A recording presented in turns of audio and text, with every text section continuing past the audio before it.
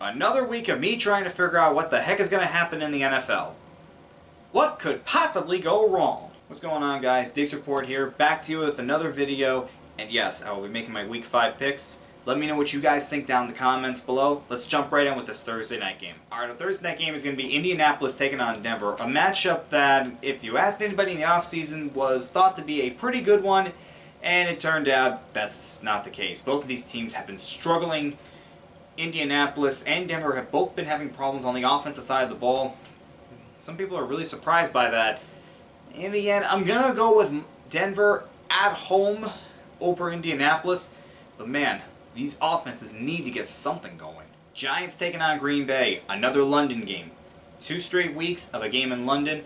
This is a battle of 3-1 teams, but both of them really do have question marks on the team. As far as this matchup, I'm going to go with Green Bay, but these questions need to be answered soon from both sides. Pittsburgh taking on Buffalo. For Pittsburgh, looks like they are moving to Kenny Pickett. Well, we knew it was coming at some point, and it looks like that's what they're going to do. Unfortunately, it's coming against a Buffalo team that just held Lamar Jackson and the Ravens' offense to 0 points in the second half. Give me Buffalo. Chicago taking on Minnesota. Divisional matchup. For Minnesota, they're looking pretty good early on. Look like they can be a contender, but they have to keep it up. Meanwhile, for Chicago, there are questions coming around about Justin Fields. Really, he has as many rushing attempts as passing attempts. That's an issue for your quarterback. I'm going to go Minnesota on this one, and really, I need to start seeing more from Fields. Chargers taking on Cleveland. For the Browns, I cannot figure out this team. They're great against Pittsburgh on Thursday night, have 10 days of rest, and then lose to the Atlanta Falcons? How? That shouldn't even be possible. And for the Chargers, how healthy is Justin Herbert going to be? He's still recovering from that rib injury. I'm going to go with the Chargers on this one, but really it's anybody's game. Houston taking on Jacksonville. Jacksonville, again, they are the surprise team of the year. They are playing very good football right now. They made the right choice hiring Doug Peterson. Meanwhile, the Texans are the only winless team left in the NFL. Yes, they have a tie, so they cannot go 0-17, but still, they got to pick up a win at some point. But it's not going to happen this week. I'm going with the Jaguars. Detroit taking on New England. This one's a tough one. New England's still going to be without Mac Jones. Meanwhile, Detroit, they've been able to score a lot of points, but they've been giving up a lot of points too. It's a tough one, but in the end, I'm going to go with the home team and the Patriots. Seattle taking on New Orleans. Geno Smith is having a pretty good season for the Seahawks so far. He is playing like the franchise quarterback the Jets wanted him to be. Meanwhile, for the Saints, Andy Dalton started last week, and it did not go well in London. I'm going to go with Seattle over New Orleans. Tennessee taking on Washington. Boy, the Commanders are not doing well right now. Carson Wentz looks like he's just getting worse and worse as the season goes on, and it's the same thing with the team itself. Really, I don't know what's next for Washington. I really do not. Meanwhile, for Tennessee, their season is starting to slip away. They have to gain some wins, and I say they get one against the Commanders. Miami taking on the Jets. Okay, for Miami, yes, Tua is going to be out this week, as he should have been last week, and we could have avoided this entire situation, but now he may never play again because of the dumb decision by the Dolphins and the medical staff. And yeah, they fired the doctor that cleared him, but that's not enough.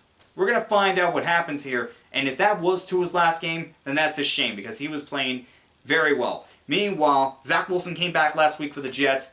They beat Pittsburgh. It's a tough one. This is really, really tough. Teddy Bridgewater is taking over for Tua. I'm going to go with the Dolphins on this one. I say their defense is going to be able to hold the Jets back enough for the offense to get something, but I just don't know. I'm just going to go with Miami. Atlanta taking on Tampa Bay. I kind of feel bad for the Falcons. They're playing a Tampa Bay team that has lost 2 straight, and they're going to be trying their very best to win this game. And I'm going to go with the Bucs over the Falcons. San Francisco taking on the Panthers. San Francisco picked up a good win Monday night against a division rival in the Los Angeles Rams. Meanwhile, Carolina just is not looking great right now. Matt Rule, he could be fired before the season is over. As for this game, give me the 49ers. Philadelphia taking on Arizona. Arizona, they have underperformed so far this year. They have got to turn this around. Meanwhile, Philadelphia is the last undefeated team remaining, and I say they remain undefeated and beat the Cardinals. Dallas taking on the Rams. For Dallas, this team is now 3-0 with Cooper Rush as their starting quarterback. How is that even possible? Dak Prescott starts week 1, they lose. And then Cooper Rush comes in and they win their next 3. I don't get it. Meanwhile, the Rams just did not look good Monday night. They've been inconsistent so far this season. But you know what? I got a funny feeling they're going to turn it around, and I say they beat Dallas. Cincinnati taking on the Ravens.